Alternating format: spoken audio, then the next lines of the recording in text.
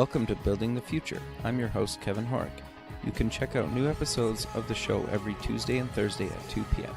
If you missed an episode or want to get more information about the show, please visit buildingthefutureshow.com.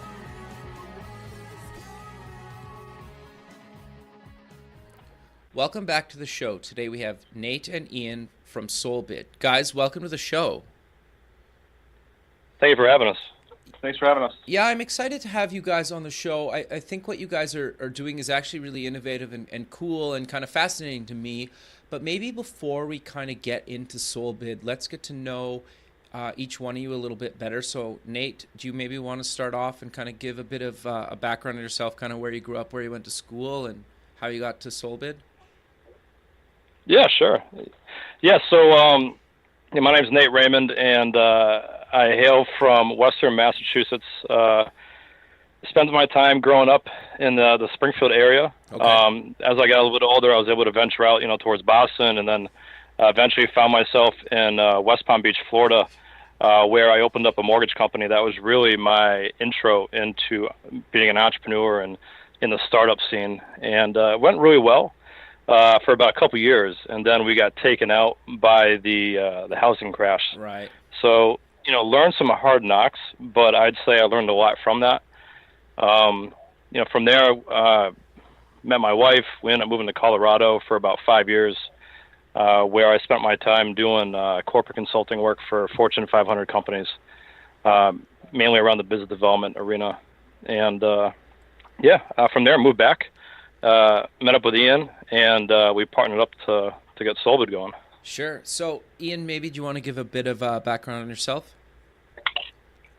Sure. So Nate and I have known each other for quite a long time. I come from an art background, and I jumped into tech when I went for my college degree. I went to the University of Massachusetts Amherst, and I started to shift my focus a little bit into starting a business and starting a tech company. And I've always had a strong passion for building things. Okay. And I've been working at various tech companies throughout New England and New York over the past few years. And I've been heavily involved with several startups and business accelerators. Nice. Within Western Massachusetts, where I'm from. Okay. So, I've just been working on SoleBid and making that a reality and adding all my tech efforts into the product. Sure. That's great. So before we kind of get into SoleBid, I'm curious to know, you said you guys have known each other a long time. How did you guys meet? It's actually a pretty good story.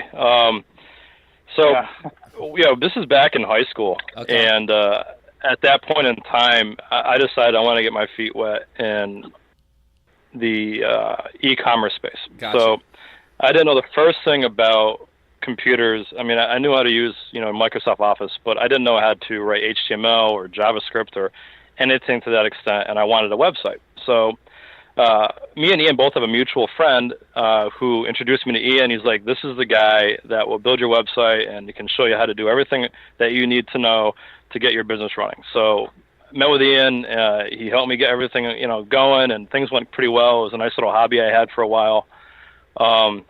But that's really kind of how we got started, was on this business relationship. So, over the years, Ian and I have always been friends, but it was always friends that talked business. And that was always like the core topic of discussion every time we met up, and kind of hence how SoleBid kind of came about. Sure. So you guys are both co-founders of the company. So was there like a defining moment or meeting where you decided to kind of do this thing together?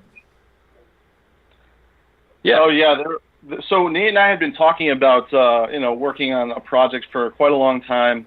And I had just been coming out of a startup. I had worked on a peer-to-peer skills and exchange network.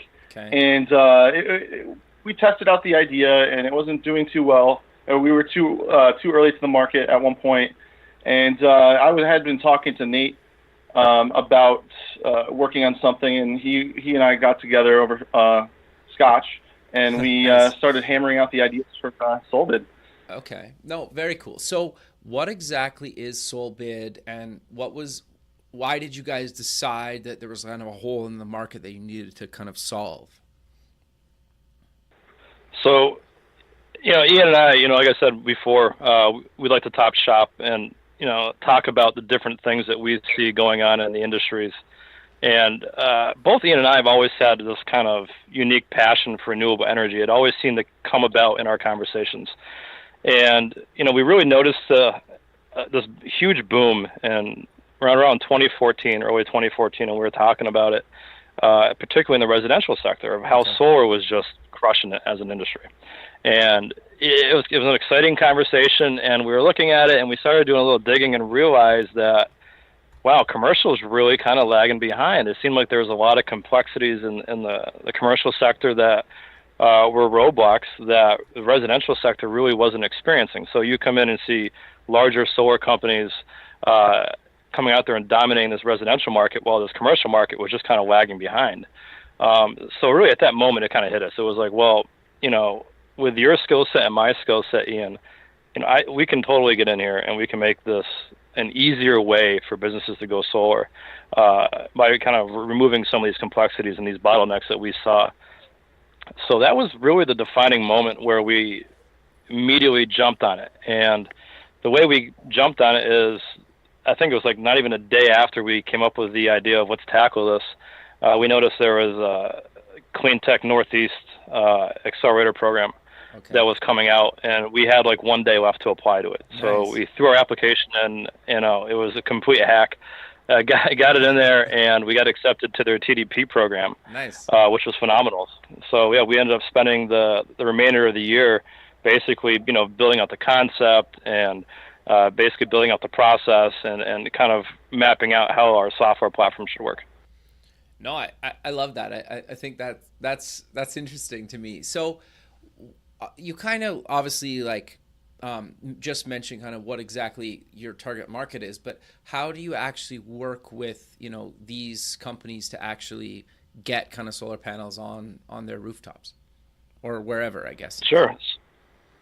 Yeah, so we kind of take a bit of a multi-pronged approach from a business development perspective. So from our initial outreach, we have some business development folks in-house that will reach out to businesses, and what we'll do is we'll do a little bit of background research on them, and we'll look at the company's roof, make sure that it looks good for solar, and make sure that they're in an industry that would be using a lot of power for that type of building. Sorry, reach out to them. Can I interrupt you for a sec? You made something, a point interesting. When you say like a roof that's made for, what does that mean? Like, what do you look for? So there's really two things that we really like to look for. One is a big open space. Okay. Now, it doesn't have to be necessarily big, but open space is critical. There's some buildings or businesses that just have a roof that's just covered with HVAC equipment, or it just really doesn't have any room to put the panels. So you got to have priority as a place to put the solar panels. Okay. Keep going then with your story. Sorry. Yeah, no worries. So, and just to add to that, also was making sure there's no shading obstacles. So, like if you're in downtown Boston, for example, you might get completely outcasted by a massive building next to you. So, therefore, we look for those kinds of things. Gotcha. Yeah, so essentially, we have our direct business development channel, and then we also work with electrical contractors. So, one of the unique things about our business model is we essentially handle all of the desktop work of the project. And then what we'll end up doing is working in parallel with an electrical contractor who will physically install the components that we provide. Okay. And also pull the electrical permit for the project. So the neat thing about that is it allows us to, one, operate on a national perspective. So we're not tied in locally based on licensure. So we don't have to worry about having a fleet of vehicles and electricians that work for us for every region that we work in. Secondly is we're providing work to existing electrical contractors that have been out there for a number of years, and they're very, very good at their trade. And we're leveraging their expertise and know-how to assist us in the implementation of these projects. And third, we actually work with them on a number of different levels to where not only are we looking to them to assist us in installing our projects, but we also look to them to provide projects for us. Sure. So we've found that a lot of these electrical contractors really don't want to be bothered with understanding the solar energy procurement and design and financing end of solar, which is really where we excel. So they've been leveraging us as a supplier, so to speak, who basically supplies the components and basically gives them a permit-ready package from an engineering perspective. They can just take that and run with it. So that's another avenue that we have been able to develop business. And then third, we look for channel partners like energy brokers or roofing companies or skylight companies, companies that are out there talking to the same customers that we're talking to. We have found that these folks, quite a bit get asked about solar because it's this relatively within scope, even though they don't work on it. So we've been able to work with them as channel partners and generate business that way as well. Got you. No, that's actually really interesting. So how does it kind of work? Like if I'm a contractor or I find a company that wants to do this, how do I kind of go about working with you guys? Because you kind of mentioned financing. Do I have to pay everything up front? How does that kind of work? So I'll break this into two pieces. So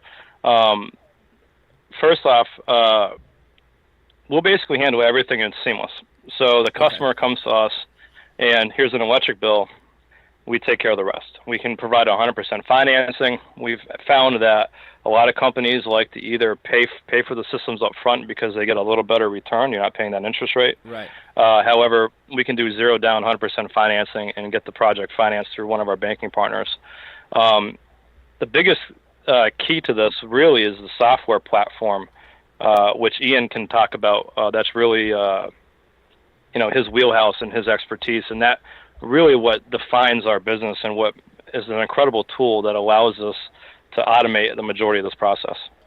Sure. Okay, Ian, I'm curious to know, how do you kind of leverage like the software with kind of obviously the panels and kind of the business? Okay, sure. Yes. So the platform is pretty cool. Picture Google Maps, right? Okay. So you start off with a sky or bird's eye view of your property. Sure. And you can basically draw around the perimeter of your property, and the system can go from there. I can figure out how many panels are needed within that space, if there are any obstructions in the way preventing optimal solar. And we also take in the utility data from the customer's utility bill, and we pipe that into the process at the same time. And what happens is the system will automatically build out a 25-year economic analysis showing them what they're going to be producing over a 25-year period, when their payback is, how many panels they're going to need. It will basically give you a complete breakdown of all the components that are needed to build this project, all under 2 minutes. Very cool. So it's rapid. It's convenient because people can go there to the link that we provide them. They can check it out. We can fine tune it. We can change the terms on the proposal. It's just really convenient. And at the same time, what I mentioned is for our end user. So if you're a customer and you want to come to SoleBid.com and check out what solar can do for your business, we also have our in-house tool for our business development team and our channel partners that allows us and them to rapidly generate proposals. And you can design a solar system with our software and just really, really fast, unlike a lot of the other tools out there. Okay. No, that's interesting to me. So I'm curious then to know or dive a little bit deeper in kind of the tech side of things. So I have this account, but are you pulling data into an interface from the actual panels as well, or are you planning on doing that? Yeah. Like, how does that kind of work? Oh yeah, I'll let you in on a little bit of the secret sauce that we have cooking here. Okay. So we tie into several APIs out provided throughout the country. Okay. One is for rate information. Okay. The other is for sun exposure. And there's a couple other ones out there. And we take that data in. This is all real-time data that's provided by multiple sources. And we're able to figure out, based on the panel requirements or the system requirements that we're designing, exactly how much they're going to produce, okay, how much they're going to save, and build that into the analysis. We have the ability to toggle different components on or off. So if you wanted to use, let's say, a higher end panel that's a well-known brand versus an entry-level brand that just got on the market last month, we have the ability to toggle that information. So you can actually see not only the price fluctuation, but the efficiency output, and so forth. Okay. Can you also predict like maintenance or if a panel's down? So the panels and the inverters and most of the componentry comes with a 25-year warranty. Okay, so it's pretty rare. And basically, they're rated to last at least 25 years. That doesn't mean that they're going to stop working at year 25. Sure. It's just with, like, let's say solar panels, they have a glass top, and just like with your windshield, you can have pitting and wear after a period of time, and it's just not going to be as efficient later on, but they can last a very, very long time. Okay, interesting. And that's with any solar panel. Okay, interesting. So, and I don't know, maybe this is kind of a myth, but I've heard this before. Like, if a company installs kind of solar panels on their company, can they sell some of the energy that they're not using back to kind of a company and kind of generate revenue, or is that kind of like a myth around the whole thing?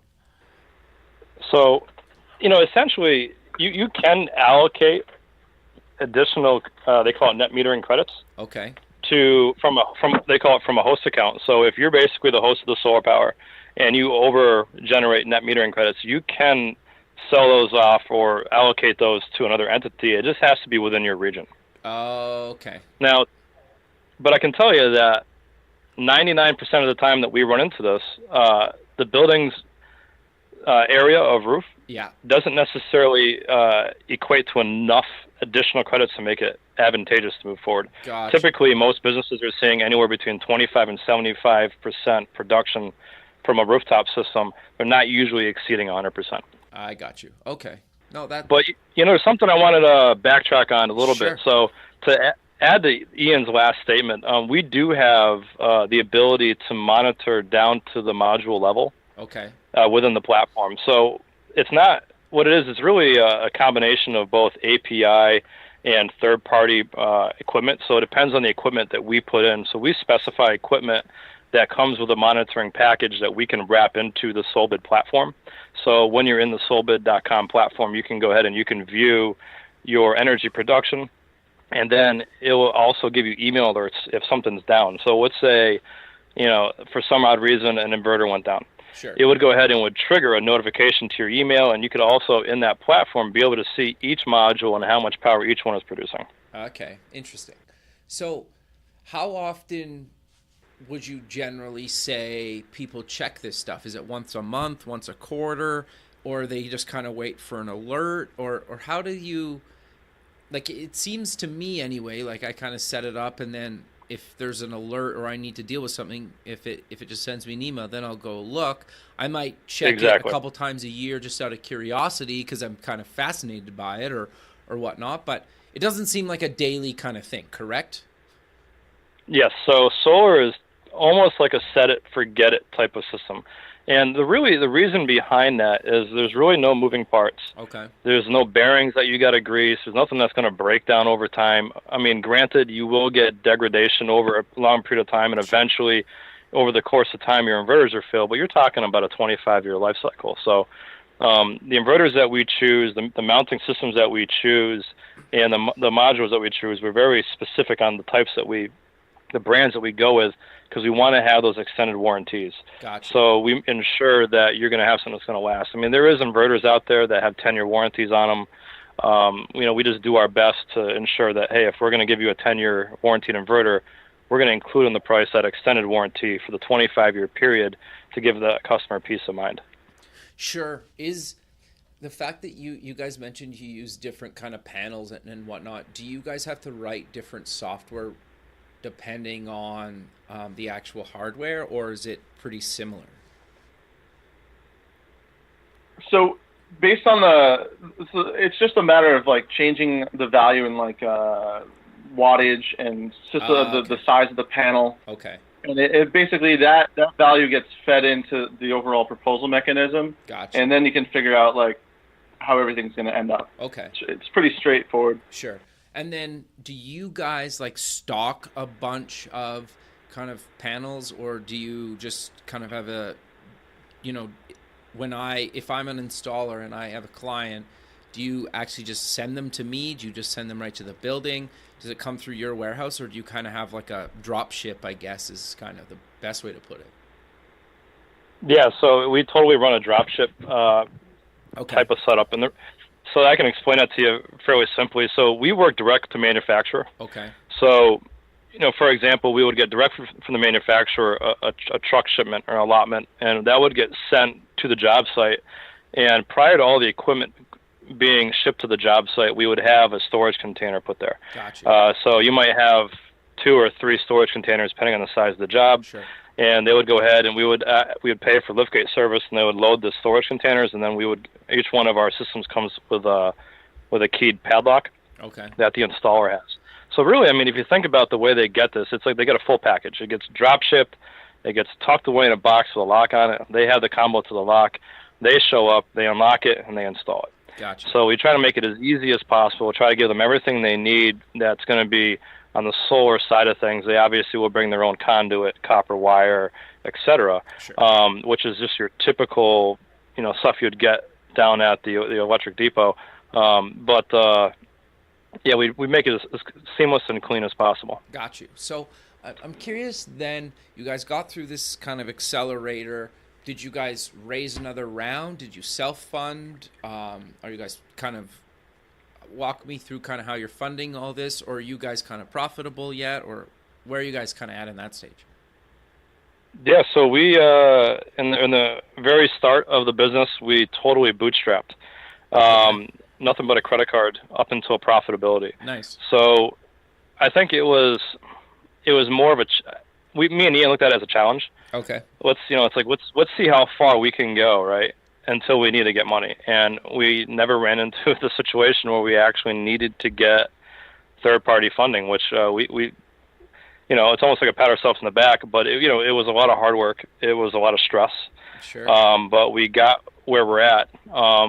During the course of time, we did a couple business plan competitions, never took home any sizable grand prizes or anything.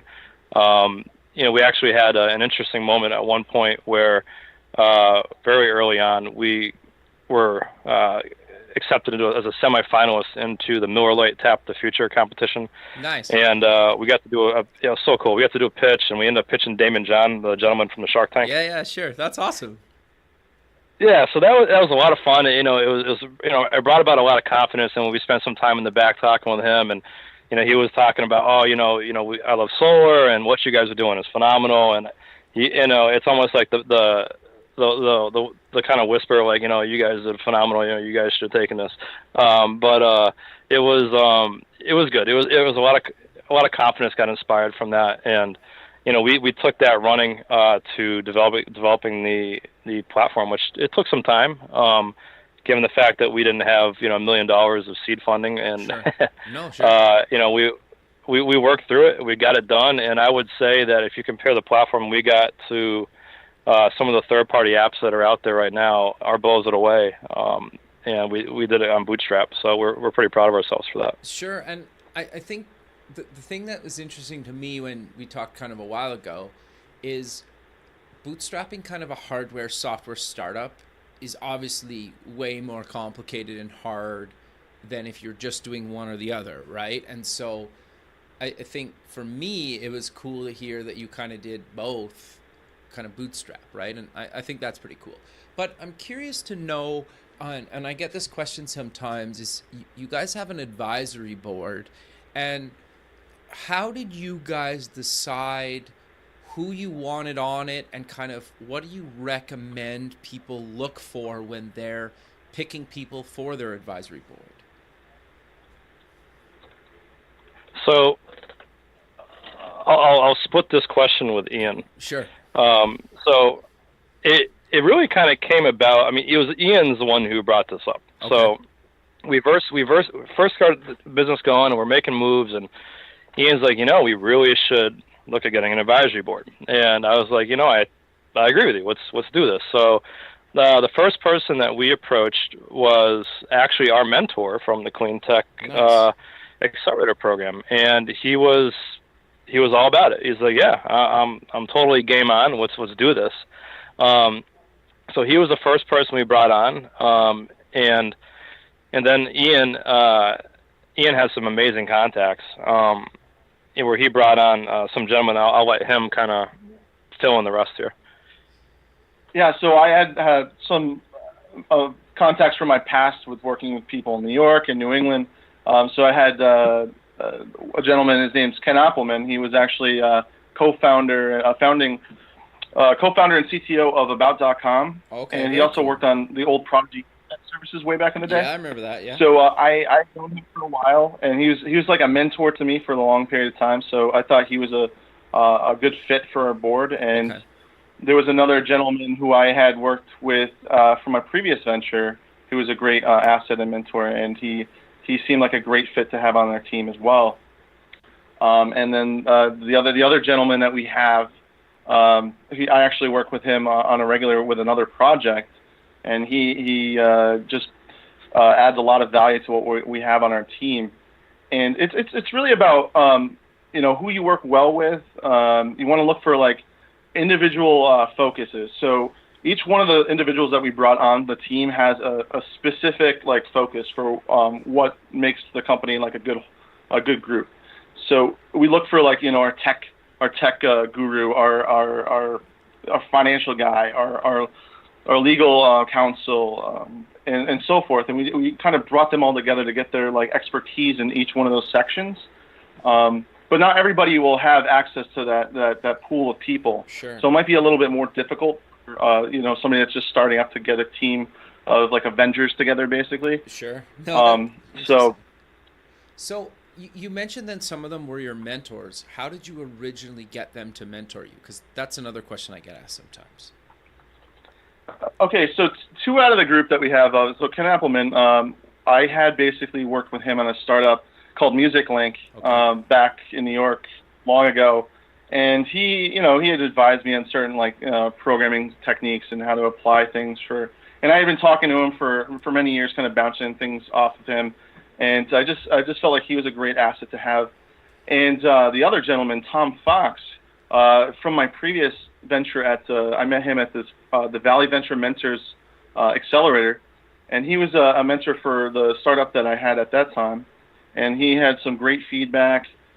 He also has an entrepreneurial show where he interviews other startups. Very cool. And he was just a great guy to have on board and to kind of bounce ideas off of. Okay. No, that makes sense. And So, it sounds like a lot of it's just kind of networking and working at different companies, right? And I think yeah, that makes exactly a lot of sense, right? I think that's actually really good advice. So are you guys just planning on kind of sticking in the commercial space? Are you going to maybe move into residential or kind of other kind of areas? I don't know. Like, where do you guys kind of see this going? Or are you going to stick just kind of in the commercial space? So yeah, we were struggling with that very, very early on. Okay. And what we came to the decision was, and we're going to stick to it, which is we want to stay in the commercial space. Gotcha. And there's a couple reasons for it. One, there's some big competitors in the residential space that really own the market. I mean, I think there's the obvious, right? You got NRG, Solar City, Vivint, etc. Gotcha. These are the people that they're getting flyers on their doors, they're getting knocks on their doors, they're in the mall. You see them everywhere, really. Right. You get your phones ringing off the hook from these guys. Nobody's doing that in the commercial space. Got you.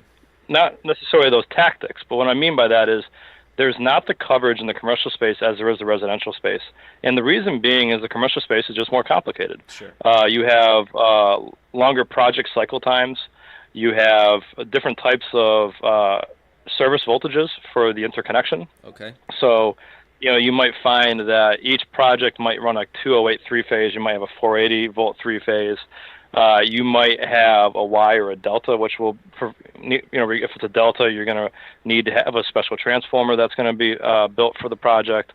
You might actually need a transformer built for the project because you're running at 600 V.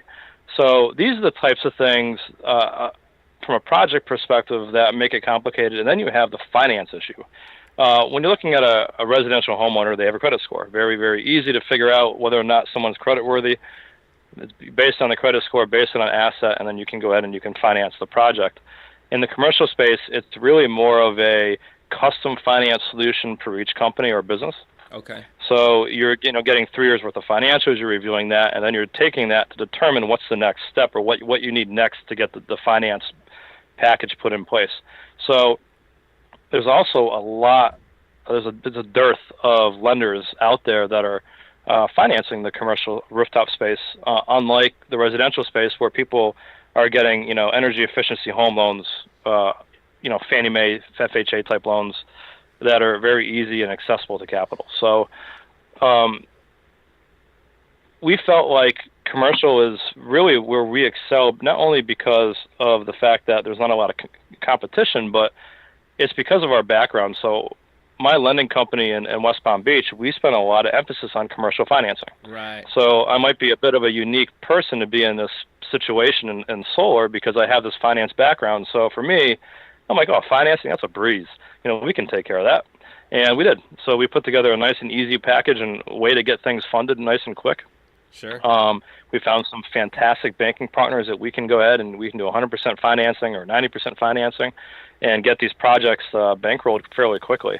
On the project side of things, through the platform and through our approach, we've been able to really clean that up and narrow it down. And by getting a certain set of strategic partners working for us from a manufacturing perspective, we can go ahead and we can push projects out fairly quickly. So we can see, depending on interconnection timelines, but anywhere between 90 to 120 day project turn times, which is fairly quick on the commercial side of things. For us, it's worth the time because the project sizes are much larger. Sure.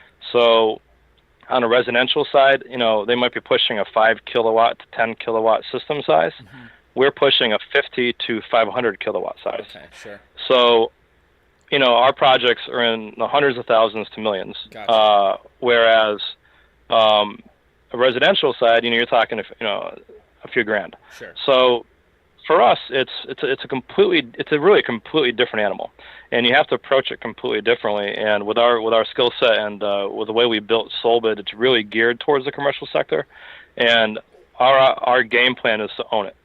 So we want to be that one company that, when it comes to commercial solar, everybody knows that's the company that owns the sector. Gotcha. And that's what we're focused on. Okay, no, that's great. That makes a lot of sense.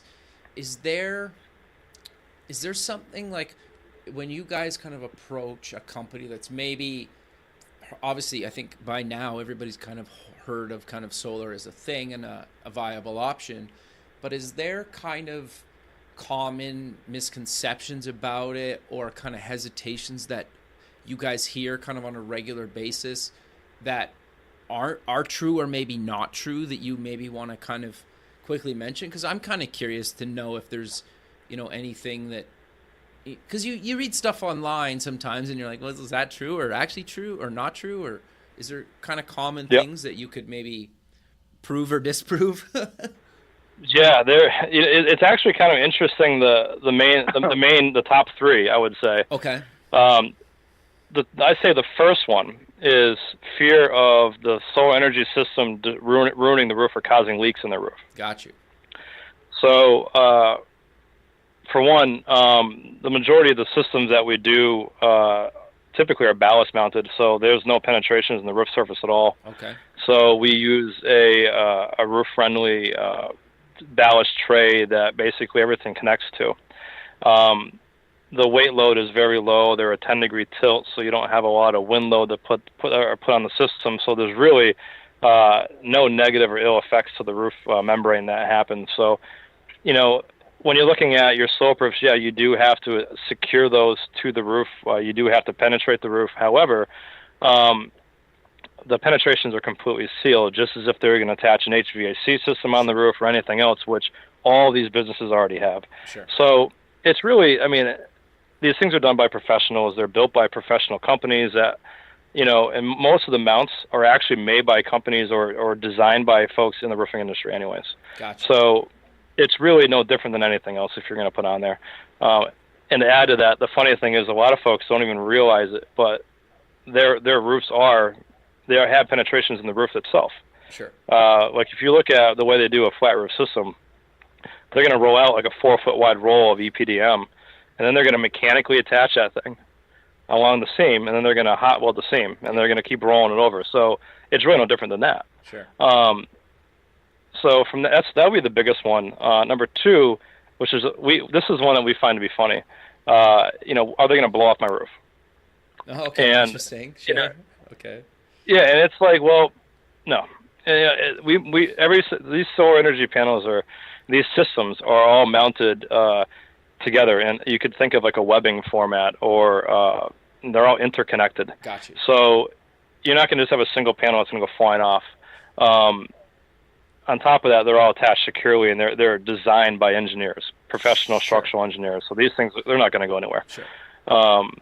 And I guess the third thing that we hear, well, it's going to get cheaper tomorrow because we keep hearing about how the pricing keeps coming down. We're just going to wait. And while I would say that was true 5 years ago, we're at the point now where pricing really can't get any lower. I mean, margins are thin on the installation side, margins are thin on the manufacturing side. I mean, unless there's some kind of crazy breakthrough on the way solar cells are manufactured, we're really down at the point now where I say pricing might get down a little bit, but not enough to outweigh the benefit of going today versus tomorrow from a return on investment perspective. No, actually, No, go ahead. Keep going. Sorry. So I was going to say, actually, what you'll find is that right now there's local state incentives that are available. Because solar has got to a point now where it's so inexpensive, those local incentives are going to start drying up. So if anything, if someone's looking to go solar, you're better off going today and using that state incentive if it's available to you, because it's not going to be there tomorrow. Yeah, no, that makes total sense. But guys, we're coming to the end of the show, so let's close with mentioning where people can get more information about yourselves and SoleBid online. So you can go right to www.solebid.com, and on there you'll be able to find access to our customer-facing web platform. You'll find our Contact Us page, and there's a way to contact us that way as well. Perfect, guys. Well, I really appreciate you taking the time out of your day to be on the show, and I look forward to keeping in touch with you, and have a good rest of your day. All right, thank you, Kevin. Thanks, guys. Okay, bye.